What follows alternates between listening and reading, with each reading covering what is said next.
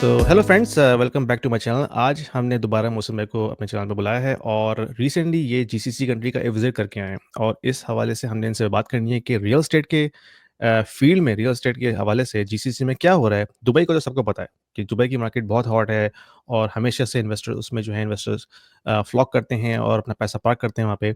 लेकिन इसके अलावा भी कुछ मार्केट्स ऐसी हैं जैसे कि ओमान हो गया, सऊदीज़ खुल रहा है। तो उस हवाले से हम मौसम भाई से जानेंगे कि उनकी जो रिसेंट डेवलपमेंट्स हैं उस मार्केट के हवाले से वो क्या हैं? और अगर कोई इन्वेस्टर कनाडा में है, यूएस में है, यूके में है, अगर उसको वहाँ पे इन्वेस्टमेंट करनी है, तो वो क्या चीज़ें हमने देखनी है? अपनी ड्यू डिलिजेंस कैसे करनी है? और अगर मुस्लिम भाई से आपने राब्ता भी करना है, तो मैं कॉन्टैक्ट डिटेल्स डाल दूँगा नीचे, तो आप उनसे राब्ता कर सकते हैं व्हाट्सएप के ऊपर।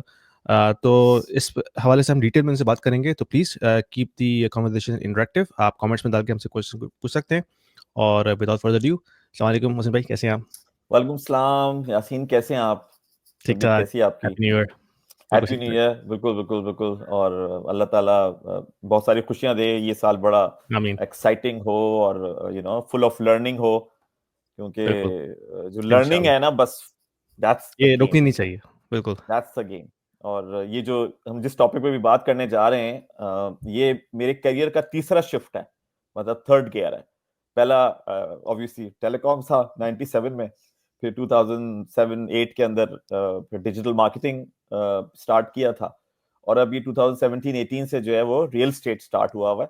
तो हुँ, वो जो लर्निंग है ना, कि जब आप एंटर होते हैं किसी फील्ड में और आपको ये पता है कि आपको कुछ नहीं आता, और फिर आप उसको बिल्ड करते हैं जीरो से, तो वो जो चीजें एक्सपोज करता है ना, या को बिल्कुल, एक्सपोजर मिलता है, वो बड़ा इंसाइटफुल होता है। क्योंकि आप जनरली समझ ये रहे होते हो कि यार, सबको सब पता है, सबको सब पता है, एक जनरल हमें परसेप्शन होता है। लेकिन जब आप रूट्स में उतरते हैं और फंडामेंटल्स निकालना शुरू करते हैं, तो मैं उस जर्नी से गुजर रहा हूँ, क्योंकि and I am a student obviously, real estate का भी मैं एक बहुत हुँ, ही हुँ, शागिर्द हूँ।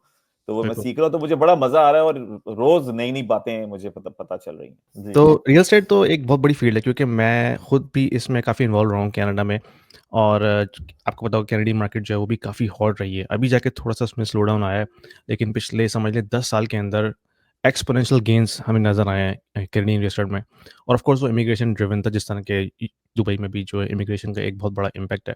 हम्म। तो जैसे-जैसे मैंने भी इसके अंदर उसको समझना शुरू किया, तो उसमें काफ़ी कॉम्प्लेक्सिटीज़ आती हैं। सिर्फ़ आप ये नहीं देखते कि भई रियल एस्टेट में बस पैसा डाल दो किसी तरह से 5 साल बाद जो है वो 30% ऊपर हो जाएगी। इसमें बहुत सारे चैलेंजेस होते हैं। और फिर जो इस तरह की कंट्रीज़ है ना, ख़ास तौर पे कनाडा हो गया, यूके हो गया, जो वेस्टर्न कंट्रीज़ हैं, ये सोशलिस्ट कंट्रीज़ हैं। यहाँ पे हम्म। टेनेंट्स के बड़े राइट्स होते हैं, तो अगर आप किसी गलत टेनेंट के साथ फँस गए, तो वो आपको हम्म। जो है ना नाक चने चबवा देता है। तो ऐसे ही है। वो चीज़ें इन्वेस्टर को ना बाहर से नज़र नहीं आ रही होती। तो उस हवाले से मैंने ख़ैर हार्ड वे वो लेसन लर्न किए हैं। हम्म। तो मैं इसी वजह से अपनी चैनल पे ये चीज़ें शेयर करता रहता हूँ। लेकिन नहीं, वो जो बहुत मिडल ईस्ट की बहुत मार्केट है। जरूरी है, ये जो हाँ, फाइनेंशियल लिटरेसी आप इम्पार्ट कर रहे हैं। बहुत लेट समझ आती है, हमारे यहाँ बेसिक अंडरस्टैंडिंग नहीं आती है। हमने पीछे भी पॉडकास्ट की थी, तो उन्होंने जिक्र किया था ये। लेकिन ये बिल्कुल, फंडामेंटल है आपकी लाइफ का, तो इसको आप डिटैच तो कर सकते नहीं है। इसका सिर्फ बिल्कुल, एक ही हल है, जितना अर्ली सीखेंगे होगी, मतलब आप बिल्कुल। अनसर्टेनिटी को हैंडल कर सकेंगे।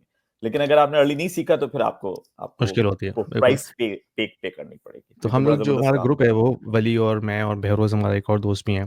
तो हम यही हैं। बातें करते हैं कि यार जो चीज़ें अभी हम देख रहे हैं या समझ रहे हैं या दूसरों से शेयर कर रहे हैं, ये अगर हमें अर्ली 20s में पता चल जाती, तो सिचुएशन बिल्कुल ऑपोज़िट होती। ऐसे ही है, बिल्कुल ऐसे लेकिन ही वो है, क्या बिल्कुल। आपने सही कहा कि जो स्कूल में, कॉलेजेस में ये चीज़ें पढ़ाई नहीं जाती। कि आपने फाइनेंशियल हम्म। प्लानिंग कैसे करनी है, आपने टैक्सेस कैसे ऑप्टिमाइज़ करने हैं, आपने इन्वेस्टमेंट कैसे करनी है, जितना अर्ली आप शुरू करते हैं कंपाउंडिंग इफेक्ट उसी हिसाब से जो है आपको रिटर्न देता है। तो हम्म। ये तो बहुत बेसिक लेवल की एजुकेशन है जो कि मुझे लगता है कि ग्रेड 5 से जो है ना बच्चों को बतानी चाहिए, ताकि बिल्कुल, जब वो बिल्कुल, निकलें स्कूल से एब्सोल्युटली। तो उनके पास एटलीस्ट बेसिक एक सेंस हो फाइनेंसेस को मैनेज करने का। हाँ, हाँ। उनको वैल्यू की अंडरस्टैंडिंग होनी चाहिए, वैल्यू क्या हुँ, होती है। अब वो वैल्यू जो है, वो मनी क्या होता है, और वैल्यू आप क्या क्रिएट करते हैं जिसके अगेंस्ट आपको मिलता है। तो अगर हुँ, वैल्यू अंडरस्टैंडिंग ही क्रिएट कर दें, तो बहुत सारी चीजों में आगे चले जाएंगे हमारे लोग। लेकिन वो फंडामेंटली वो उसको एड्रेस ही नहीं करते बिल्कुल, उसको, और फिर हम सब स्ट्रगल कर रहे होते हैं किसी उस पे। तो एक माइंडसेट चाहिए उस चीज को फिर डेवलप करने के लिए, और आई थिंक बड़ा जितना अर्ली होगा इतना अच्छा होगा। बिल्कुल। तो ये बताइए कि पहले तो आप थोड़ा-सा बता दीजिए कि आप रियल एस्टेट में कैसे आए, खास तौर पे जीसीसी में? थोड़ी-सी उसकी जो आपकी हिस्ट्री है वो बता दीजिए, और फिर हम चलते हैं कि जो आपका रीसेंट विज़िट था जीसीसी कंट्रीज़ का, उस हवाले राइट। से आप थोड़ी अपडेट्स दीजिएगा हमें। जी, जी, बिल्कुल, बिल्कुल। मैं इंजीनियर हूँ। साइप्रस से मैंने इंजीनियरिंग की है। 97 में मैंने मोबिलिंग जॉइन की थी, तो टेलीकॉम से मेरा करियर स्टार्ट हुआ। फिर 3G लाइसेंसेस हो रहे थे यहाँ पे यूके में, तो 99 में फिर यूके आना हुआ। मैं 7-8 साल यूके रहा हूँ। O2 के साथ काम करता रहा, फिर एरिक्सन जॉइन कर ली थी, और उस ज़माने में क्योंकि आईफ़ोन लॉन्च हो रहा था, तो स्टीव जॉब ने हमें बिगाड़ दिया, और उन्होंने कहा कि भई अब वक़्त एंटरप्रेन्योरशिप का है और टेक्नोलॉजी का है। सो हमने अपना बिस्तर बाँधा और हम पाकिस्तान वापस चले गए एंटरप्रेन्योरशिप करने के लिए। वहाँ पे इवेंचुअली हम एंडेड अप हुए एक स्पेशलाइज्ड सोशल मीडिया एजेंसी, उस वक़्त की पाकिस्तान की पहली बनाने में, और उसमें हमें फिर काफ़ी अर्ली बर्ड सक्सेस मिल गई, और लॉरियल पेरिस, फिर पीएनजी, और फिर Reckitt Benckiser, Standard Chartered, lot of names. और फिर 2012 में हमने दुबई में अपना ऑफिस खोल लिया और मिडल ईस्ट में एक्सपेंशन स्टार्ट कर दी। कतर में काम किया, बहरीन में किया, ओमान में किया। तो तकरीबन 12 साल से हम मिडल ईस्ट में काम कर रहे हैं। अब सवाल ये कि मेरा जो है वो रियल एस्टेट में आना कैसे हुआ?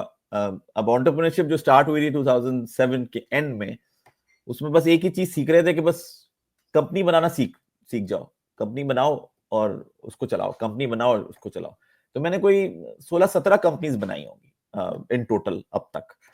बहुत सारी ऑब्वियसली बंद हो गई और लड़ाइयाँ हो गई और कुछ हो गया व्हाटएवर, लेकिन कुछ कुछ चल रही है। तो इसी तरह से हमने रियल एस्टेट की कंपनी जो है वो 2018 में बनाई, मेरे फादर की डेथ के बाद।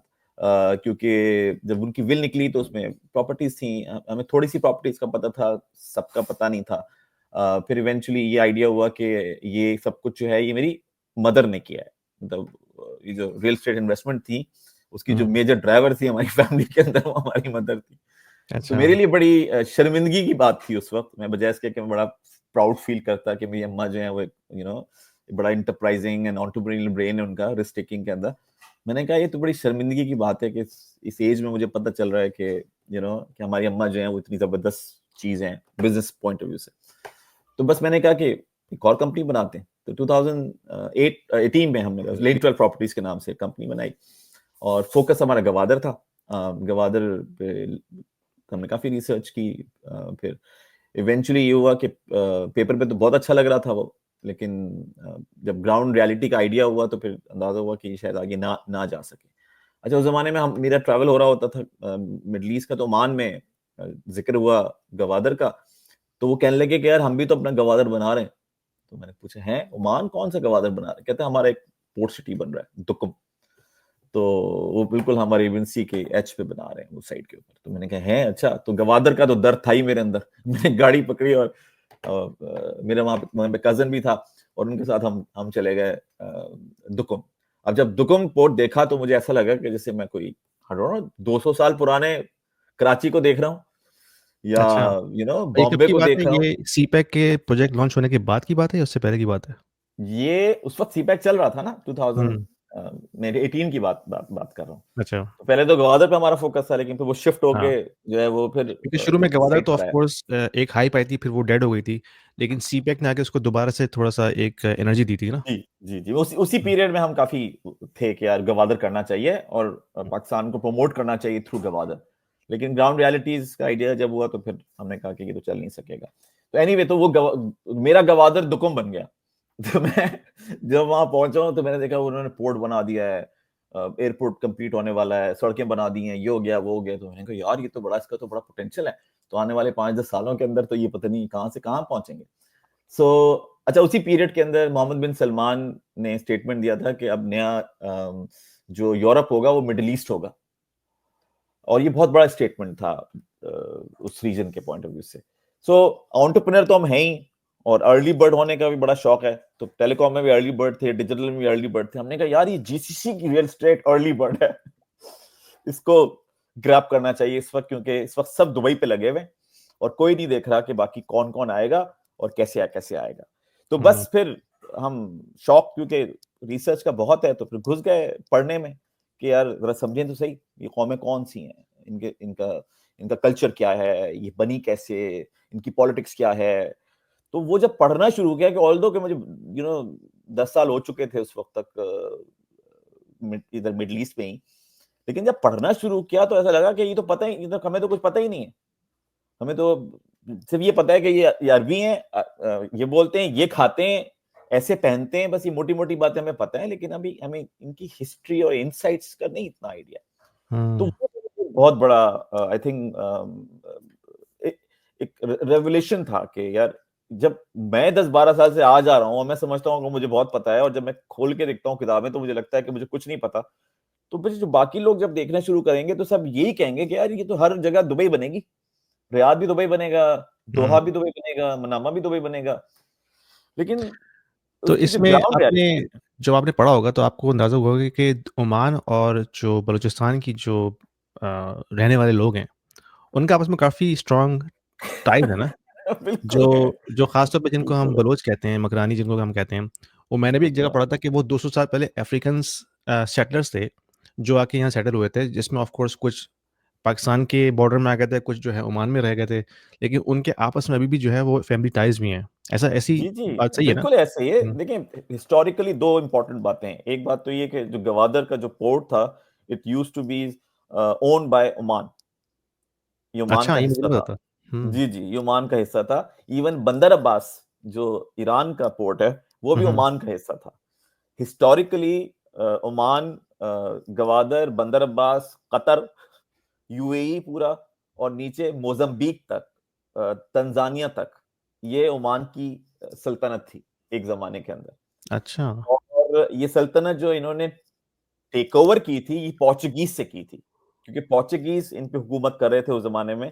इन्होंने जब पोर्चुगीज़ को निकाला ओमान से, तो जहाँ-जहाँ पोर्चुगीज़ करीब-करीब मौजूद थे, उनकी जगहों पे जाके कब्ज़े कर लिए ओमानियों ने। तो ओमानियों का जो रिलेशनशिप है बलूचिस्तान के साथ, वो एक तो ये है कि ओमान का हिस्सा था वो जगह। तो बेसिकली जो वो पोर्शन के लोग हैं, गवादर के आस-पास का जो इलाके के लोग हैं, वो बेसिकली ओमानी हैं, राइट? क्योंकि ओमान मुल्क था। दूसरी बात ये कि जो लोग वहाँ मौजूद थे, उनको इन्होंने फिर यूज़ किया था अपनी जंगों के अंदर। इन्होंने जाके जो टेक ओवर किए थे ना, जो जो सारे पोर्ट्स वगैरह टेक ओवर वगैरह किए थे, तो उसमें जो आर्मी यूज़ हो रही थी, वो बलोच आर्मी थी। हुँ। तो इसलिए वहाँ जो इस बलूच तरफ के बहुत सारे बॉर्डर पे हाँ, होंगे, जिसमें ईरान के अंदर, ईरान का बॉर्डर भी शामिल होगा, ईरान का, पाकिस्तान का ये भी बॉर्डर भी शामिल शामिल थे। होगा। हाँ। गवादर से लेके बंदर अब्बास तक का पूरा इलाका, हुँ। जो पूरी वो स्ट्रिप है, बलूची हाँ। वो ओमान का हिस्सा थी। हाँ, और यहाँ जिसमें आप के कह रहे हैं ना लोग कि आर्मीज़ उन्होंने यूज़ की थी, तो वो सारे बलोच आर्मी के लोग होंगे सारे ना? ऐसे ही है ना, क्योंकि हुँ, वो तो हमारे माशाल्लाह से ज़बरदस्त किस्म के लोग हैं। हुँ, तो वो लोग तो ऑब्वियसली जब वो यूज़ हुई, तो यहाँ पे ओमान में एक अल बलूचीज़ कहा जाता है, और Al Baluchi is a very respectable families in in in Oman. और इसीलिए ओमान जो है वो एक सिंगल कॉम नहीं मिलेंगे आपको। वहाँ बलोचीज़ मिलेंगे, वहाँ अरब्स मिलेंगे, वहाँ पे ईरानी मिलेंगे, वहाँ पे आपको इंडियंस मिलेंगे, और वहाँ पे अफ्रीकन्स मिलेंगे। तो वो एमलगम है, ओमान जो है वो इतनी सारी कौमों का। और इस वजह से ओमानीज़ जो हैं वो बाकी जगहों से बहुत मुख्तलिफ हैं। इसीलिए इमाराती से आप ओमानीज़ को कंपेयर नहीं कर सकते, कतरी से आप नहीं इंटरेस्टिंग। कंपेयर कर सकते, हुँ। आप सऊदी अरेबिया से कंपेयर नहीं कर सकते। तो इसलिए Oman is is very different as compare to rest of the peninsula. तो और ये कहना जी, ठीक है कि अगर जैसे आप कह रहे हैं कि ओमानीज़ जो हैं वो ट्रेडिशनली वो उस तरह के अरब्स नहीं हैं जिस तरह के सऊदीज़ हैं या यूएई वाले अरब्स हैं। तो जी, क्या जी, इसी ऐसे ही वजह है। से ओमानीज़ जो हैं वो वेलकमिंग हैं ज़्यादा इमिग्रेंट्स के हवाले से?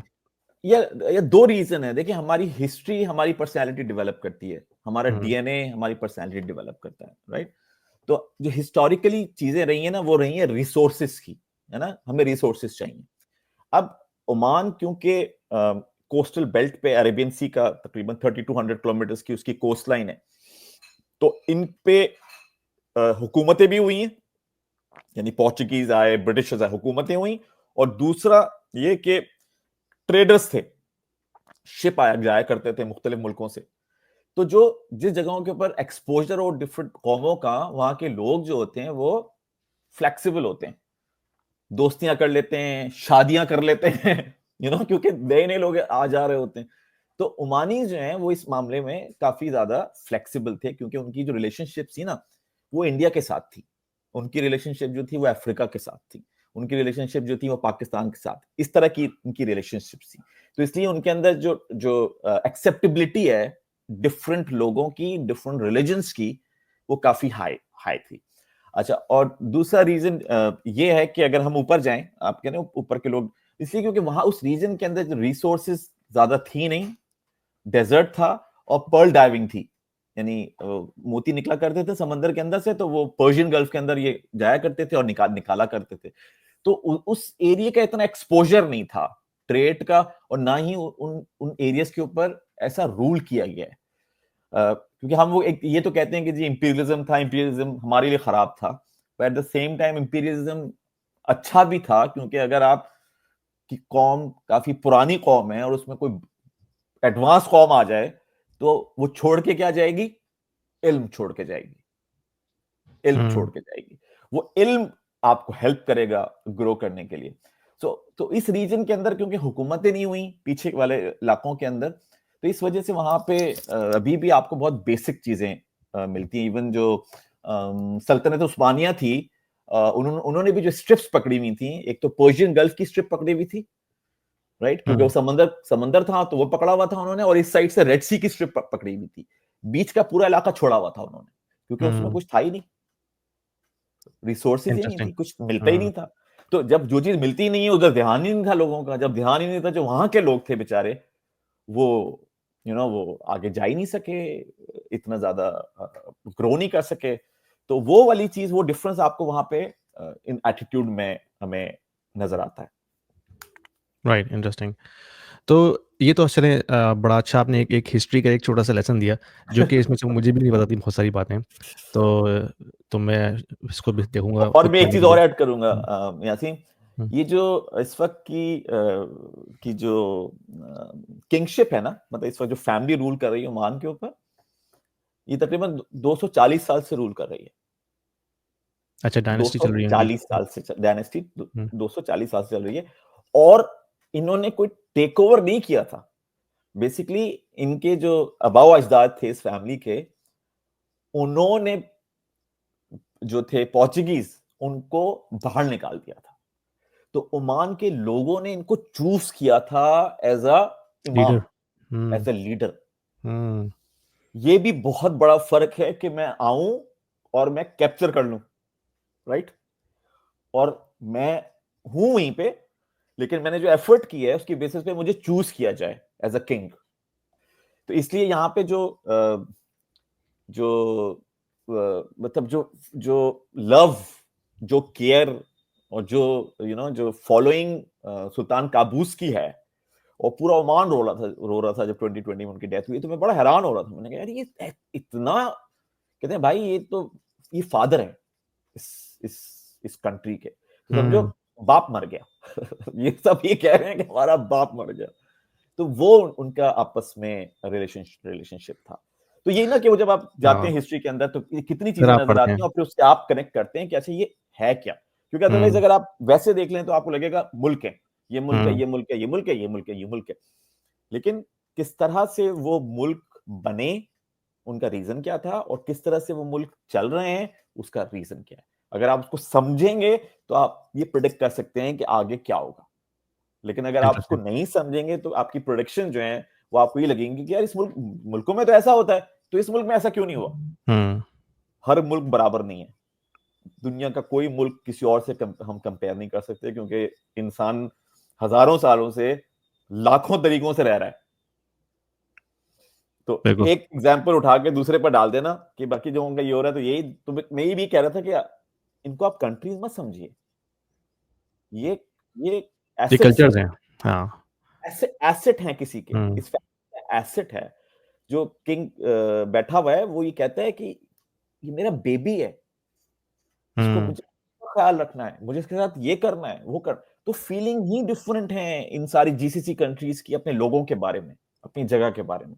इसको हम अमेरिका से हाँ। या पाकिस्तान से, जिन कंट्री से हम बातचीत कर रहे हैं, उससे कंपेयर नहीं कर सकते, नहीं, क्योंकि काफ़ी इंटरेस्टिंग एंगल है। मैंने ये कभी सोचा नहीं था इस बारे में। खैर मुझे तो पता भी नहीं था, इसकी जो हिस्ट्री जो आपने बताई है। तो जी, ऑफ़ कोर्स अगर हम मज़ीद कुछ देखते हैं तो फिर ऑफ़ कोर्स जरूर, इसमें से काफ़ी सारी बिल्कुल चीज़ें बिल्कुल, तो नज़र आएँगी। एक तो अब पॉडकास्ट ये कर सकते बताएँ, हैं हिस्ट्री हाँ, पे। तो ये बताएँ कि अब दुबई का तो हमें काफ़ी हद तक पता है रियल एस्टेट का कि वहाँ पे हमेशा से जो है, यानी कि पिछले अगर हम 20 साल से देखते हैं तो वहाँ हमेशा से जो है एक डिमांड रही है। ऑफ कोर्स वो 2008 के बाद से एक स्लम्प आया था और फिर वो तकरीबन 6-7 साल रहा है, उसके बाद से दोबारा से मार्केट दोबारा उठी है। और फिर ये जब यूक्रेन और रशिया की वॉर हुई, फिर उसके अलावा मिडल ईस्ट में जो क्राइसिस आया, और मैंने देखा है कि जब भी कभी क्राइसिस होता है किसी भी दुनिया में, कहीं भी किसी भी जगह पे, दुबई हमेशा से उसका जो है वो एक बेनिफिशियरी रहा है। क्योंकि वहाँ से लोग निकल के जो है दुबई जाते हैं, अपना पैसा लेके जाते हैं, तो ऑफ कोर्स दुबई की इकॉनमी में पैसा जाता है, तो ऑफ कोर्स रियल एस्टेट वहाँ का एक बड़ा एलिमेंट है। लेकिन ओमान या दूसरे जो कंट्रीज़ आपने भी देखे हैं, तो आपको क्या पोटेंशियल नज़र आ रहा है रियल एस्टेट के हवाले से? अच्छा, उससे उससे पहले हम ये जानना चाहते हैं कि अगर किसी ने जाना है तो रेज़िडेंसी का क्या इश्यू है? जैसे दुबई में अभी रिसेंटली गोल्डन वीज़ा आया है। तो क्या इस तरह की कोई पॉसिबिलिटीज़ हैं ओमान में या बहरीन में? सऊदीज़ में तो अभी ऑफ कोर्स इस तरह कुछ नहीं है। लेकिन ओमान और दूसरे अगर कंट्रीज़ के बारे में आपके पास नॉलेज है रेज़िडेंसी के हवाले से, तो वो ज़रा बताइए? जी, देखिए, इनका जो बिगेस्ट ड्राइवर है फॉर चेंज और डाइवर्सिफिकेशन, वो है कि ऑयल जा रहा है और हमें अब नॉन ऑयल रेवेन्यू चाहिए। सो जो 20 साल पहले दुबई की सिचुएशन थी, वो इस वक्त या तो सिचुएशन है कुछ कंट्रीज की, या ये देख रहे हैं कि ये सिचुएशन क्रिएट होने वाली है, हुँ, राइट? सो जो डायरेक्शन है सबकी वो सेम है, और वो डायरेक्शन ये है कि डाइवर्सिफिकेशन। अब इस डाइवर्सिफिकेशन में ऑयल जमीन से निकलता था, बेचते थे, पैसा आता था, और कंट्री पे लगाते थे और रन करते थे कंट्री को। अब वक्त क्योंकि बदल गया, ऑयल जा रहा है, तो अब ये जो सेगमेंट्स ऑफ रेवेन्यू है, ये कहां से आएगा? अब उसकी डाइवर्सिफिकेशन चल रही है, और वो भी सबकी अलग अलग चल रही है। तो दुबई के आपको पता ही है, ट्रैवल टूरिज्म भी है, लॉजिस्टिक्स भी है, ट्रेड भी है, और ऑब्वियसली रियल एस्टेट भी है। ये इसी तरह से ओमान की डिफरेंट है, इसी तरह से बहरीन की डिफरेंट है, इसी तरह से इन सब की डिफरेंट डिफरेंट है। लेकिन इनमें जो कॉमन थीम वो ये कि अब हमें लोग चाहिए। क्योंकि दुबई आज दुबई इस वजह से है क्योंकि वहां के लोग जबरदस्त हैं। हुँ, और वो जबरदस्त में जो लीडरशिप जबरदस्त थी, उसने जबरदस्त किस्म के लोगों को जमा कर लिया अपने पास, और उन्होंने दुबई बना दिया। हुँ। इसी तरह अच्छा, से ये अब ये ये एक बाकी। इंटरेस्टिंग थॉट है क्योंकि अगर हम वेस्टर्न कंट्रीज़ में देखते हैं तो वहाँ पे भी ये एक सेम थीम है, क्योंकि उनके पास पॉपुलेशन क्राइसिस है, बूमर्स रिटायर हो रहे हैं, यंग जनरेशन इतनी है नहीं, बर्थ रेट जो है फॉल कर रहा है, तो उनको टैक्स पेयर चाहिए ताकि वो जो उनकी अनफंडेड लायबिलिटीज़ हैं, चाहे पेंशन्स हैं, हेल्थ केयर है, वो उन्होंने चलाना है। तो इसके लिए वो वेलकम कर रहे हैं रेफ्यूजीज़ भी और दूसरे इमिग्रेंट्स भी, जिसका ऑफ कोर्स बैकलैश भी आ रहा है, लेकिन वो उनकी मजबूरी है। लेकिन मिडल ईस्ट में तो ये सिचुएशन नहीं है ना, उनका बर्थ रेट तो फॉल नहीं कर रहा, उनके पास तो पॉपुलेशन क्राइसिस नहीं है। तो आपको क्या लगता है कि क्यों उनको नए लोग चाहिए इस हवाले से? क्योंकि उनकी जो अपनी ऑर्गेनिक पॉपुलेशन है वो भी तो ग्रो कर रही है ना? आप बिल्कुल सही कह रहे हैं। दरअसल हुँ, जिस सेंचुरी में हम खड़े हुए हैं इस वक्त, ये नॉलेज बेस्ड इकोनॉमी है। हुँ, हर चीज जो है अब आइडिया के ऊपर है। अब छोटी सी एग्जांपल मैं आपको दे दूं, आज इस वक्त सबसे ताकतवर आदमी मीडिया के ऊपर एलोन मस्क है। सबसे ताकतवर आदमी। उसका स्टेटमेंट देखिए, उसने आपके प्राइम मिनिस्टर के बारे में, के बारे में क्या लिखा है। अभी कल ही आई थिंक चल रहा हुँ, था वो, कि तुम तो पावर में हो नहीं गर्ल, तो तुम क्या बातें बातें कर रहे हो हमसे। हुँ, अब ये देख लीजिए कि एक बंदा टेक्नोलॉजी की पावर के थ्रू पूरी दुनिया के अंदर बैठा हुआ एक स्टेटमेंट देता है, और वो जो हमारे पुराने सारे नॉर्म्स, कल्चर, वैल्यूज, सब फारिग हो जाते हैं। अब ये जो नॉलेज इकोनॉमी है, इस नॉलेज इकोनॉमी में जो मशीन है, वो बेहतरीन दिमाग है, बेहतरीन दिमाग है। और ये बेहतरीन दिमाग यूएस पिछले 40-50 सालों से दुनिया से कलेक्ट कर रहा था, हुँ, गैदर कर रहा था, और अपनी यूनिवर्सिटीज में बुला रहा था, H1Bs दे रहा था। और अब अमेरिका जो है वो दुनिया की सुपर पावर है। तो अमेरिका कोई कोई आइसोलेशन में सुपर पावर नहीं है, उसे दुनिया की बेहतरीन दिमाग एब्जॉर्ब किए हैं, और दुनिया की सुपर पावर बन गए।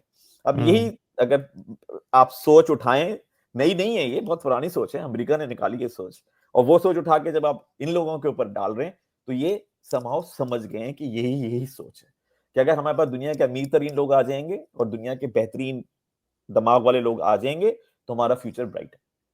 तो इसलिए उनको इस वक्त शदीद जरूरत है ऐसे लोगों की जिनके पास पैसे हैं, या ऐसे लोगों की जिनके पास यूनिक स्किल्स हैं, या ऐसे लोगों की जो बहुत ब्रेनी है। इसीलिए फ्लैट आउट, इवन दुबई में तो है कि golden visa is not only about property investment. Golden वीजे में अगर आपकी एक सर्टेन लेवल ऑफ सैलरी है, यानी आप बिल्कुल। सिग्निफिकेंट सैलरी ले रहे हैं, आपको गोल्डन वीजा मिल जाएगा। आपके बच्चे के बहुत ही कमाल के मार्क्स आ रहे हैं स्कूल्स के अंदर, उसको गोल्डन वीजा मिल जाएगा। आपका कोई जबरदस्त टैलेंट, ये क्या हो रहा है, क्यों हम्म।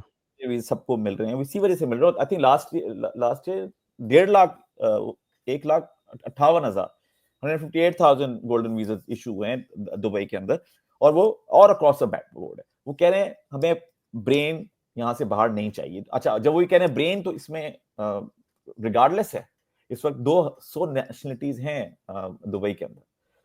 तो अब ये जो 21st century mini US mindset है, ये अब स्टैब्लिश हो रहा है उस रीजन के अंदर। लेकिन वो फॉर्मूला फर्क है उनका।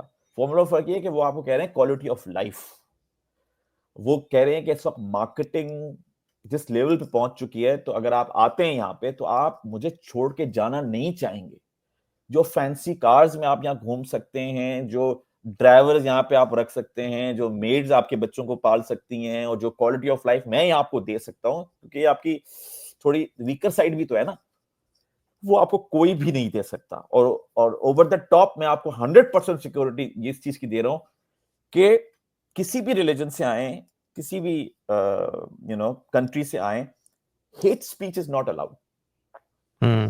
अगर हेट स्पीच आपने की और आपकी शिकायत हो गई, तो शायद वो आपको मुल्क से बाहर निकाल दे। मतलब इतना हाँ, सीरियस उन्होंने इस चीज को ये तो बना है। दिया। क्योंकि 200 नेशनलिटीज को मैनेज करना, हेट निकाल के, कोई आसान काम नहीं है। हम तो दो हम तो अपने फिरकों को नहीं मैनेज कर पाते एक मुल्क के अंदर। वहां वो 200 लोगों, 200 कौमों को, पता नहीं कितने कितने रिलीजन्स को मैनेज कर रहे हैं वहां पे। तो हम्म। उनकी जो कंट्रोल की पावर है, वो उनकी स्ट्रेंथ बन गई है। क्योंकि सर्टेन चीजों के अंदर लोगों को डेमोक्रेसी नहीं देनी चाहिए। हर बिल्कुल। चीज डेमोक्रेसी से सॉल्व नहीं हो सकती। ये तो मैं 100% एग्री करता हूँ। so, डेमोक्रेसी जो है ना, वो हर कल्चर पे आप अप्लाई नहीं कर सकते। so, आप क्योंकि हर हर कल्चर की, हर नेशन की अपनी अपनी नॉर्म्स होती हैं, जो कि बाज़ औक़ात अलाइन नहीं होती डेमोक्रेटिक सिस्टम से। तो आप ब्लाइंडली जो है, ब्लैंकेटली जो है, वो डेमोक्रेटिक प्रोसेस को आप अप्लाई नहीं कर सकते किसी भी नेशन के ऊपर। वो वो है ना वेस्टर्न बिगर कंट्री में चल सकती है, बिगर लेकिन गुड बिगर बिल्कुल। गुड बिगर गुड वो हुँ। बिगर गुड में देखना है कि बिगर गुड क्या है, और बिगर गुड में पूरी कौम आती है मेरी। तो जब पूरी कौम के लिए जो फायदा होगा, चाहे उस पर मुझे कुछ चीजें रोकनी पड़े, बंद करनी पड़े, लोग पसंद ना करें सर्टेन परसेंट पे, हमें हुँ। करना होगा, क्योंकि ये बिगर गुड ऑफ द नेशन है। तो उनकी इंटरेस्टिंग। सिक्योरिटी, या ये कि आप जो बात करते हैं कि यार हम उनके बारे में, गवर्नमेंट के बारे में बात नहीं कर सकते, जरूरत क्या है बात करने की? हर बिल्कुल। बात करने की जरूरत है। आपको हाँ। अगर एक अच्छी लाइफ मिली कॉस्ट हुई है, कॉस्ट अच्छा सब बेनिफिट कुछ, एनालिसिस। बिल्कुल। वही है ना। तो हाँ। भाई आपको अगर है, तो फिर यहां से निकल जाइए, हुँ। क्योंकि यहां नहीं है। हर एक का अपना स्टाइल है रहने का, वो उनका इस तरह का स्टाइल है। तो हुँ। कहते हैं ना, वो मुझे ये भी मिल जाए, और मुझे ये भी मिल जाए, और मुझे ये भी मिल जाए। तो दुनिया में ये चीजें तो सब जगह होती बिल्कुल। है। हाँ। दुनिया में हर चीज गलत नहीं है, और दुनिया में हर चीज सही नहीं है, और दुनिया में कोई भी चीजें सिंगल लेयर नहीं है। बिल्कुल। एक हम कहते हैं एग्री ना करता कि हूँ। वाइट हो हुँ। गया, ये राइट हो गया, ये ना ना ना ना ना। हर अच्छाई के भी तीन तीन तीन बुराइयां लगी हुई हैं, और हर बुराई की आगे भी कुछ अच्छाइयां लगी हुई हैं। इसीलिए तो इतना कमाल का सिस्टम बना हुआ है ये पूरा का पूरा। और इतना आसान बिल्कुल। नहीं है कि हम हर एक को सही और जो गलत कि कह एक बहुत सकते अच्छा मॉडल है। अगर किसी ने उस पे रिसर्च करनी है कि भई क्या वजह है कि दुबई का जो मॉडल है पिछले, और ये इतना पुराना मॉडल भी नहीं है, यानी कि पिछले 20-30 साल में बना है। तो क्या वो चीज़ें जो उन्होंने अपनाई हैं, जिसके बाद उन्होंने इस तरह का सिस्टम लेके आए हैं, जो कि पूरी दुनिया के लिए एक मॉडल है। ठीक है? हैं। दुबई हम लोग अक्सर कहते हैं कि वो एक ब्रांड है, वो एक एक्सपीरियंस है जो कि वहाँ के रेज़िडेंट्स को मिलता है। लेकिन ऑफ़ कोर्स उसके प्रोस एंड कॉन्स हैं। तो आपको वो देखना पड़ेगा कि भाई प्रोस क्या हैं, कॉन्स क्या हैं, और किन चीज़ों के साथ आप अलाइन हो सकते हैं। अगर आप अलाइन हो सकते हैं, तो आपके लिए बहुत ज़बरदस्त एक्सपीरियंस है वहाँ रहने के लिए। ऐसे ही है, ऐसे हुँ। ही है, बिल्कुल ऐसे ही है। और इसीलिए इसीलिए ये जो हम इस वक्त बातचीत कर रहे हैं ना, आई थिंक ये बड़ी रेलेवेंट है इस चीज के साथ, कि वही माइंडसेट ही चेंज लेकर आया है दुबई का। हुँ। वो जो फैंसी बिल्डिंग्स आपको नजर आती हैं, या जो उनका इंफ्रास्ट्रक्चर है, वो उसकी रिफ्लेक्शन है। जो ओरिजिनेट होती है चीज, वो उनकी सोच से ओरिजिनेट होती है, जिसका अभी हम बातचीत कर रहे हैं। ये बिल्कुल। सोच है उनकी। तो इसी अच्छा, तरह अक्सर से मैं जो जी। वेस्टर्न्स होते हैं ना जब कभी वो दुबई जाते हैं तो मैं उनकी ट्विटर्स पे मैं उनके फीडबैक देख रहा होता हूँ, तो ये कहते हैं कि यार मैं दुबई आया हूँ, यहाँ तो ज़बरदस्त ए क्लास इंफ्रास्ट्रक्चर है, यहाँ कोई टैक्स भी नहीं है। तो हमारे मुल्क में ऐसा क्यों हो रहा है कि हम इतना टैक्स भी दे रहे हैं और हमारे पास थर्ड क्लास इंफ्रास्ट्रक्चर है, रोड्स टूटे हुए हैं, ब्रिजेस जो है 50 साल पुराने बने हुए हैं। तो उनके लिए बड़ी हैरत की बात होती है कि ये कैसे पॉसिबल है कि ये टैक्स भी नहीं ले रहे और उनके पास ए1 किस्म का इंफ्रास्ट्रक्चर है, बिल्डिंग्स, रोड्स, ट्रांजिट और एयरपोर्ट्स। ये यासीन, ये वो वाला पॉइंट है ना कि जिन्होंने अखबार देखे होंगे तो उन्होंने कभी सोचा होगा कि यार खत्म हो जाएंगे और मोबाइल फोन्स आ जाएंगे और मोबाइल फोन्स इस तरह के होंगे, कभी सोचा होगा? वो नहीं हुँ, सोच सकते। तो इसी तरह से मुल्क चलाने के भी बहुत तरीके होते हैं। जिस तरह यूके में मुल्क चलता है, जरूरी नहीं कि वो बहुत अच्छा तरीका हो या जरूरी नहीं कि वो बहुत बुरा तरीका हो। इसी तरह से चाइना में मुल्क चलता है, जरूरी नहीं कि वो अच्छा तरीका हो। तो आई थिंक एक नया तरीका है दुबई के अंदर मुल्क चलाने का, जो कि अमेलगम है मुख्तलिफ चीजों का, और जो ड्राइव होता है वो उनकी इस नीड से ड्राइव होता है कि अगर हमने ये नहीं किया तो हम क्या करेंगे, हुँ, क्योंकि हमारे पास तो नहीं है और। Chance of survival. हुँ, तो जो जो देखिए, जो ड्राइवर होता है ना इंसान का, वो क्योंकि हम जिस तरह से वायर हुए हुए हैं, वो हुए हुए हैं अपने सर्वाइवल के ऊपर। जो हमारी सबसे बड़ी जो पुश आता है ना किसी चीज का, वो आता है यार बच जाओ, नुकसान ना हो, बच जाओ, मौत मौत मौत हमारे रिस्क लिए अवर्स। अल्टीमेट चीज है। हुँ, ठीक है। ग्रीड जो है ना वो सेकेंडरी इमोशन है। प्राइमरी हुँ, इमोशन हमेशा आपका ये है बचने का है, क्योंकि वो जानवरों की बॉडी है आपकी, तो जो सेंसेस लगे हुए हैं वो सेंसेस सबसे पहले दो तीन चीजें ही बताते हैं कि यार ये मैं बच जाऊंगा इससे, ये मुझे मतलब मेरे लिए खतरनाक तो नहीं है। तो सर्वाइवल हमारी हमारे हमारा वायर हुआ हुआ है। तो हुँ। सर्वाइवल के ऊपर जो है वो आपका पूरा का पूरा गेम है। और अगर आप सर्वाइवल को समझ गए हैं कि यार ये सर्वाइवल पे हुआ हुआ है, तो फिर आपके लिए चीजों को समझना फिर आसान है। हुँ। तो चलिए ये तो समझ में आ गया कि क्यों ये फिनोमेना हो रहा है। लेकिन अब ये बताएँ कि किसी ने अगर ओमान दुबई के अलावा अगर किसी जी ने जी। मिडल ईस्ट में सेटल होना है, जैसे अगर मैं बात करूँ अपनी, मैं कनाडा में रहता हूँ, ठीक है? मेरे हम्म पास कनाडियन नेशनैलिटी है, लेकिन अब मैं चाह रहा हूँ कि मैं अपना जो आगे का टाइम है, बुढ़ापा जो है, वो मैं हम्म किसी मिडल ईस्ट के कंट्री में जाके गुज़ारूँ। हम्म तो क्या पॉसिबिलिटीज़ हैं उस हवाले से? अच्छा, एक तो मैं यहाँ पे एक इम्पोर्टेंट बात ऐड करूंगा। अ, अभी कुछ अरसे में ना दुबई का नाम और यूएई का नाम बराबर हो जाएगा। और लोग कहेंगे यार यूएई की बात करो, क्योंकि मैं अब पीछे गया हुआ था, तो अब मुझे सातों की सातों स्टेट्स जो हैं वो मिनी दुबई लग रही हैं। इवन इवन उमुल कुवैन, रास अल खैमा, शारजा, अबू धाबी, सब। सो अब वो जो एक सिलसिला था कि दुबई वाज अलोन, क्या दुबई मुल्क है या शहर है, वो वाला, वो आहिस्ता आहिस्ता अब होके यूएई पे आ जाएगा, क्योंकि ये सब के सब अब एक ही सिंगल ट्रैक के ऊपर है कि तो अब अगर दुबई नहीं जाना चाहते आप, तो शारजा चले जाइए। और अगर शारजा भी आपको मूड नहीं बन रहा, तो रासुल खैमा को भी देख लीजिए, वो भी गोल्डन वीजे दे रहा है। और अगर वो समझ नहीं आ रहा, तो मुल्क कुवैन ने भी रिसेंटली अनाउंस किया है कि वो भी आपको गोल्डन वीजे दे देगा। तो आई थिंक एक तो अच्छा, मैं ये समझ यूएई रहा के था कि अंदर गोल्डन इतने वीज़ा जो ऑप्शन है बेहतर वो हैं। कंट्री लेवल पे है, यानी कि यूएई लेवल पे है। तो आप ये कह रहे हैं कि हर एमिरेट्स का एक अपना गोल्डन वीज़ा है। जी, अच्छा, ये मुझे क्योंकि ये पता नहीं 7 कंट्रीज है ना, हुँ, एमिरेट्स हैं, ये 7 कंट्रीज हैं। और जब इन्होंने अपना मेमोरेंडम ऑफ अंडरस्टैंडिंग डेवलप किया होगा, तो उस वक्त इन्होंने इमिग्रेशन को अलग रखा होगा। तो आपने सुना होगा कि कहाँ का वीजा निकला है, अरे शारजा का वीजा निकला है मेरा, अरे अबू धाबी का वीजा निकला है मेरा। तो ये जनरल टॉक है, तो इसलिए है क्योंकि उनकी सबके इमिग्रेशन जो है वो बिल्कुल बिल्कुल डिफरेंट है। हाँ, लेकिन उनका कोई करेंसी सेम होगी और बॉर्डर तो फोर्स नहीं है ना सेम। बीच में? नहीं नहीं नहीं, तो वो कुछ नहीं है, वो तो आप हाँ, कहीं भी जाएं और कहीं भी चले जाएं। तो अगर कोई लेकिन शारजा का वीज़ा लेके जाता है, तो वो तो फिर फ्रीली जो है वो दुबई जा सकता है ड्राइव करके ना? जी, जी, बिल्कुल जा सकता है, बिल्कुल जा सकता है। वो उन्होंने नीचे खोला हुआ है, लेकिन ये कि भई अगर तुम नौकरी पर अबू धाबी आ रहे हो, तो तुम्हें दुबई का वीज़ा नहीं मिलेगा। क्योंकि अच्छा, अबू धाबी वालों ने उसको कंट्रोल किया हुआ है कि मुझे कितने वर्क वीज़ाज़ देने हैं। उनका सिलसिला है। तो कुछ चीज़ें कॉमन नहीं है उनकी। मैं इसीलिए कह रहा हूँ ना हुँ, कि जब हम अंदर जाते हैं, तो हमें आइडिया होता है कि ओह! अच्छा, ये इस तरह से रन होते हैं। तो अब जब आप देखें कि इनकी इमिग्रेशन तक कॉमन नहीं थी, तो डिफरेंसेस पहले कितने होंगे।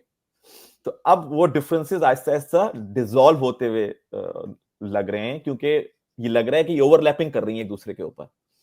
अ, अबू धाबी रास अल खैमा के अंदर इन्वेस्टमेंट कर रहा है। मरजान आइलैंड, वहाँ पे कैसीनो आ रहा है। 2027 के फर्स्ट क्वार्टर में लॉन्च हो जाएगा। कसिनो वहां पे। तो Abu Dhabi is on a shopping स्प्री, वो रासो खैमा में प्रॉपर्टीज खरीद रहा है अबू धाबी अच्छा, में। यहाँ पे मैं आपको एक चीज़ और ऐड करूँगा कि अबू धाबी के हवाले से मैंने केविन ओलेरी, जो कि कैनेडियन इन्वेस्टर है बहुत बड़ा, उसका मैं इंटरव्यू सुन रहा था कि वो बेसिकली यूएई का सिटीज़न बन गया है अब। और उसकी वजह अच्छा। ये है कि उसने अबू धाबी गवर्नमेंट के साथ बैठ के बहुत इन्वेस्टमेंट प्लानिंग की है। खुद उसने अपना कैपिटल भी डिप्लॉय किया है और वो काफ़ी ओपनली प्रमोट कर रहा है अबू धाबी, क्योंकि Abu Dhabi is becoming like a financial hub for middle east. तो हेज तो मुझे फंड्स बड़ी अब हैरत मूविंग, हुई कि हेज फंड्स एक अब एक मूविंग। कैनेडियन नेशनल, जो कि अब अमेरिकन भी है क्योंकि वो ज़्यादातर टाइम यूएस में होता है, शार्क टैंक का जो उसमें था, तो वो ओपनली जो है अबू धाबी को प्रमोट कर रहा है। वो कह रहा है कि Abu Dhabi is like different model of financial hub in middle east. और उसकी खुद की भी इन्वेस्टमेंट है, और जब उसको मैंने देखा कि उसने नेशनलिटी ले ली है यूएई की, जो कि मेरे लिए बड़ा शॉकिंग था कि ये कैसा हो गया। तो मैंने जब उसके रिसर्च की तो पता चला कि भाई दुबई, यानी कि पूरी दुबई की जो एमिरेट्स हैं उनके पास एक प्रोग्राम होता है कि अगर आपने कोई एक्सेप्शनल वर्क किया है उनकी इकोनॉमी के लिए, तो वो आपको ऑनररी सिटीजनशिप अवार्ड करते हैं। तो Kevin Lowry is one of them. Business, हुँ, यूएई का एक ही काम है, बिजनेस। अब बिजनेस से नीचे जितनी भी चीजें थी या जो भी थी, दुबई की एग्जांपल मौजूद है आपके पास, अबू धाबी, रास अल खैमा, हुँ, शारजा, उम्मुल कुवैन, फुजैरा, मोर और लेस ये। तो इवन यूएई इटसेल्फ इतना अट्रैक्टिव हो गया है, इतना अट्रैक्टिव हो गया कि अच्छा भाई मुझे तो ये समझ नहीं आ रहा, तो मैं रास अल खैमा में कुछ कर देता हूँ, तो नहीं तो मैं शारजा में कर देता हूँ, ये कर देता हूँ। तो अब वो सब के सब एक एक एक पैटर्न पे खड़े खड़े हो रहे हैं। और हुँ, इम्पोर्टेंट बात, जो भी लोग ये सोच रहे हैं कि क्या इन्वेस्ट करना चाहिए दुबई के अंदर या नहीं करना चाहिए, और फिर अगर डाउनटर्न आ गया तो क्या होगा। पहली दफा अबू धाबी दुबई के पीछे खड़ा है। इतनी बड़ी ऑयल की सुपर पावर। हुँ। अच्छा, इसको थोड़ा वज़ाहत करते हैं, क्या मतलब है इसमें आपका इससे? इसका मतलब ये है कि आपको पता है कि यूएई का सबसे ज्यादा जो ऑयल है वो अबू धाबी के पास है। हुँ, और जब डाउनटाउन आया था लास्ट टाइम दुबई के अंदर, तो जिसने दुबई को बचाया था, एमिरेट्स एयरलाइन को और बुर्ज अल अरब को, जो कि बुर्ज खलीफा है, वो अबू धाबी था। तो अबू धाबी ने काफी लोन दिया था दुबई को अपने मसाइल को सॉल्व करने के लिए। इस वक्त अबू धाबी खुद दुबई में इन्वेस्टमेंट कर रहा हुँ। है। यानी वो एमिरेट्स जिसके सामने सारे नंबर्स खुले हुए हैं, उसको क्या नजर आ रहा है दुबई के अंदर अभी इस वक्त, कि वो हुँ। बिजनेस बे में टावर्स खरीद रहा है, टाउन हाउसेस लॉन्च कर रहा है दुबई लैंड में। 11 टावर्स उसके दुबई साउथ के अंदर आ रहे हैं, हो गया अच्छा, ये बड़ा दुबई के। इंटरेस्टिंग है क्योंकि हम जो लोग बाहर बैठे हुए हैं ना, हम जब आउटसाइड इन देखते हैं, तो हमें लगता है कि यार यूएई बस एक कंट्री है और ये जितनी भी दूसरी स्टेट्स हैं ये उसके सिटीज़ हैं या प्रोविंस जो आप कह रहे हैं। तो इन सब का एक ही पॉलिसी स्ट्रक्चर होगा, फ्रेमवर्क एक ही होगा। जो आप बता रहे हैं ये मेरे ख्याल में 90% लोगों को नहीं पता कि भाई अबू धाबी का एक अपना स्ट्रक्चर है, उनकी अपना पॉलिसी फ्रेमवर्क है, उनकी अपनी फंडिंग है। वो खुद कंट्रोल करते हैं कि फंडिंग कहाँ इन्वेस्ट होनी है, कहाँ नहीं होनी। तो ऐसे ही है। दुबई उस हवाले से इंडिपेंडेंट है। तो ये बड़ी इनसाइटफुल गुफ्तगू है क्योंकि जितने भी लोग बाहर बैठे हुए हैं, जो कभी दुबई में नहीं रहे फॉर एग्ज़ाम्पल, या जो बाहर से देख रहे हैं, उनको नहीं पता होता। मुझे नहीं पता था पहले भी। हाँ, ये आप कहें समझ रहे हैं कि मुझे बहुत अरसे से पता था, तो मुझे भी नहीं पता था। वो तो जब मैंने इनको पढ़ना शुरू किया कि ये यूएई बना कैसे, इनकी हिस्ट्री क्या थी, शहजाद कौन था, कहाँ से आया था, क्या कुछ हुआ, तो फिर आइडिया होना शुरू हुआ कि अच्छा ये तो 7 मुल्क हैं। ये और ये भी है कि ये सब के सब एक साथ नहीं बने। मैं अगर आपको मैं मैप खोलूं, मैं अपना स्क्रीन शेयर कर सकता हूँ। हुँ। सबसे ज्यादा लैंड अबू धाबी के अच्छा, पास अबू है। धाबी के पास है। इंटरेस्टिंग। ठीक है, दुबई ये रहा, फिर दुबई ये रहा। अच्छा, ये ग्रीन ग्रीन हिस्सा क्या है ये? Green Dubai. ये एक दुबई है, ये दुबई है, ये दुबई है।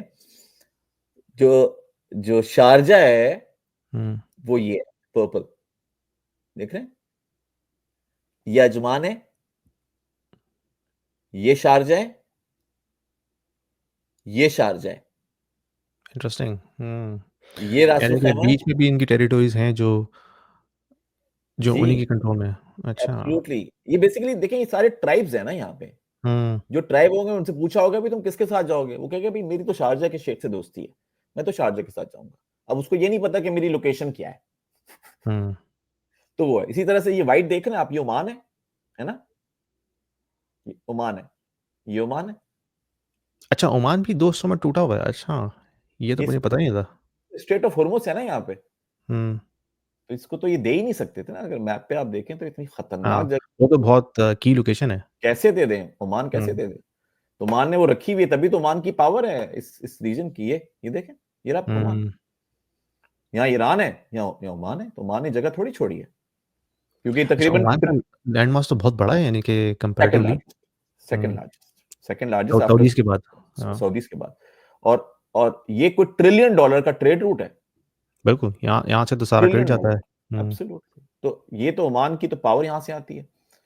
सो अब वही मैं कह रहा हूं कि जब आप उतरते हैं इनके अंदर तो फिर आपको आइडिया होता है, ओ अच्छा, ओ अच्छा, ओ अच्छा। तो बस वो जब अच्छा अच्छा है हाँ, तो फिर लेकिन ये चीज़ें तो पहले भी थी ना, जो रिसेंट डेवलपमेंट हुई है, जो आप बता रहे हैं कि इन्होंने अब अपनी इकोनॉमी को ओपन किया है जी, ब्राइट माइंड्स और कैपिटल लाने के लिए। तो वो चीज़ बेसिकली अब इस चीज़ को चेंज कर रही है ना। इस चीज को पहले तो ये तो exactly। ये जो हिस्टोरिकल चीज़ें हैं, लैंड मास, ये तो पहले भी था। लेकिन जो चीज़ उन्होंने हम्म, अभी चेंज की है, वो अपनी पॉलिसी फ्रेमवर्क को चेंज किया है।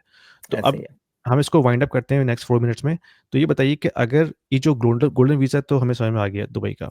जो चीज़ मुझे बॉदर करती है, वो ये करती है कि जो हेल्थ है, वो हम्म, आपको खुद पे करनी पड़ती है वहाँ जाके, जो कि हम्म, ऑफ हम्म, कोर्स इतनी चीप नहीं है। हम्म, तो अगर हम्म, किसी के पास गोल्डन वीज़ा आ भी गया हम्म, और वो अपना लेट्स से बिज़नेस रन कर रहा है हम्म, ऑनलाइन, जो उसको हम्म, इंडिपेंडेंटली कहीं से भी कर सकता है वो, किसी हम्म, लोकेशन से। हम्म। तो अम, हेल्थ इंश्योरेंस का क्या चक्कर होता है? किस तरह से लेते हैं? उसको ऑप्टिमाइज़ कैसे करते हैं? क्योंकि वहाँ तो काफ़ी एक्सपेंसिव है। प्लस अगर आप अपनी फैमिली भी लेके जा रहे हैं, तो बच्चों की ऑफ कोर्स वो भी सारी चीज़ें, एजुकेशन है। हाँ, देखिए, हुँ, वो जो भी उनकी अपनी सर्विसेज हैं गवर्नमेंट की, उनके अपने नेशनल्स के लिए तो वो फ्री ऑफ कॉस्ट हैं। हुँ, ठीक है।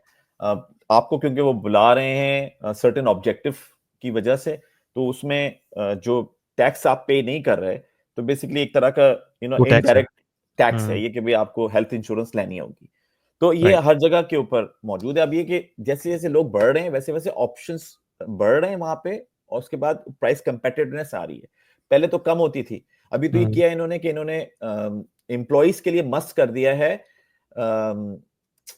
जॉब लॉस इंश्योरेंस यूएई के अंदर। अच्छा, जैसे ठीक यहाँ है, तो पे भाई ईआई जी, जी। होता है। हुँ, हाँ, उन्होंने कर दिया है कि भाई कोई भी एम्प्लॉय बगैर जॉब लॉस इंश्योरेंस के जो है ना, वो आप कंटिन्यू नहीं कर सकता, उसको करना ही करना पड़ेगा। क्योंकि इन केस अगर आपकी जॉब जाती है तो फिर आपको कोई प्रॉब्लम नहीं होनी चाहिए। तो वो हुँ, अनसर्टेनिटी आहिस्ता आहिस्ता रिमूव कर रहे हैं और at a government level level कर रहे हैं। तो इंश्योरेंस बहुत बड़ी होने वाली है उस पूरे रीजन के अंदर। और इसका एक और हुँ, भी रीजन है, ये कि लास्ट ईयर आपको याद होगा अप्रैल में बारिशें हुई थी, तो जी, उसकी वजह से काफी प्रॉब्लम फ्लड आ क्रिएट गया हुआ। था काफ़ी। हाँ, हाँ, वो आ गया था, तो लोग ये कह रहे थे कि प्रॉपर्टी इंश्योरेंस नहीं हुई, इंश्योर्ड नहीं हुई हमारी। तो अब इंश्योरेंस का जो ग्रोथ है ना आने वाले 4-5 सालों के अंदर, वो सिग्निफिकेंट होगी, और जब वो बढ़ेगी ग्रोथ, तो ऑब्वियसली हुँ, जो चार्जेस हैं आपके, वो नीचे जाएंगे। अभी ये हुँ, insurance is a new concept. जैसे ये कॉन्सेप्ट है कि अगर आप प्रॉपर्टी ले रहे हैं दुबई में, तो लॉयर इन्वॉल्व नहीं है, हुँ। डायरेक्टली अब लेते तो हैं आप खैर हो गया है, वो जो एस्क्रो का डेवलपर्स कॉन्सेप्ट लेकर आए हैं। हाँ, एस्क्रोस को तो ले आए, लेकिन जैसे अब हाँ, यहाँ वेस्टर्न वर्ल्ड के अंदर तो लॉयर के बगैर तो कोई चीज आप बिल्कुल। कर ही नहीं सकते, क्योंकि वो हुँ, सिस्टम का हिस्सा है सारा। आप कैसे पढ़ेंगे वो जो इतना लॉयर का डॉक्यूमेंट आएगा, आप समझ ही नहीं सकते उसको। हुँ, तो वहां तो मैंडेटरी है, यहाँ पे वहां तो है ही नहीं। वहां तो आप डायरेक्टली डेवलपर से खरीद लीजिए, डेवलपर ने जो लिख के दे दिया वो आपको साइन करना है, तो आपका हुँ, तो कोई आप बैलेंस है ही नहीं उसके साथ। तो अब वो राइट। चीजें आस्ते आस्ते इनकॉपरेट हो रही हैं। और एक इंपॉर्टेंट चीज, मेरी एक साहब से मुलाकात हुई, वो लैंडिंग कराते हैं दुबई के अंदर। वो कह रहे थे फर्स्ट टाइम मैं यूरोपियंस की लैंडिंग करवा रहा हूँ। इससे पहले मैं मोस्टली इंडियंस की और कुछ अरब्स की कराया करता था। तो हमारा मार्केट शेयर जो है था ना, वो तकरीबन ऐसी था, 70% इंडियंस एंड हुँ, 20-30% अरब्स, इनकी लैंडिंग में कराता था। अब 10-15% लोग जो है ना, वो यूरोप के आ गए। मैं हुँ, जर्मन्स की लैंडिंग करवा रहा हूँ, मैं ब्रिटिशर्स की लैंडिंग करवा रहा हूँ। तो अब ये वहां पे चीजें खुलना शुरू हो रही हैं। तो वहां पे वो जो मेच्योरिटी है ना आपकी वाली, क्योंकि मेच्योरिटी तो उन लोगों से आती है ना जो सिस्टम में होते हैं। एग्जाम्पल, सबसे हुँ। ज्यादा परेशानी मुझे उस ट्रिप के अंदर दुबई में गाड़ी चलाते हुए हो रही थी, स्ट्रेसफुल। आपने खुद ड्राइव की थी? मैं तो खुद ही ड्राइव करता हूँ जब भी अच्छा। जाता हूँ, रेंटा हुँ, कार ले लिया और फिर भाई ओहो, और मर्सीलेस ट्रैफिक है, मर्सीलेस, जगह नहीं देते। हम्म। वो आप पूछेंगे क्यों?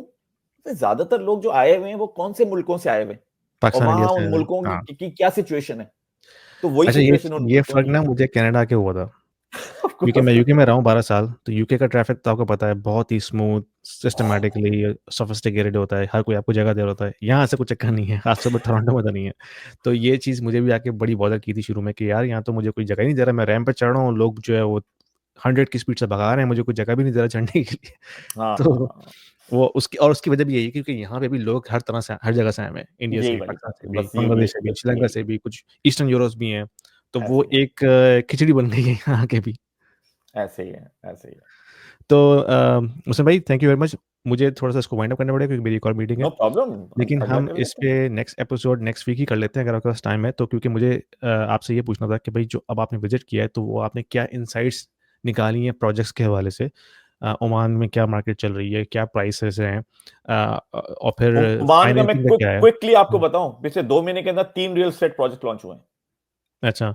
हाँ, प्रोजेक्ट्स तो काफ़ी लॉन्च हो रहे हैं, लेकिन मैंने आपसे ये बात करनी है कि भई फाइनेंसिंग के क्या ऑप्शंस हैं? अगर कोई वेस्टर्न इन्वेस्टर है, कनाडा में, यूएस में या यूके में, अगर उसने इन्वेस्टमेंट करनी है, तो फाइनेंसिंग के ऑप्शंस क्या हैं? क्या उसको फुल कैश देना पड़ेगा या फाइनेंसिंग ईज़िली हो अभी जाती है अभी यहाँ बैठ अभी के? अभी ओमान उस लेवल पे नहीं है। उस लेवल पे दुबई नहीं है। में 50% रेडी टू मूव प्रॉपर्टी के ऊपर आपको फाइनेंसिंग हो जाएगी। ठीक है।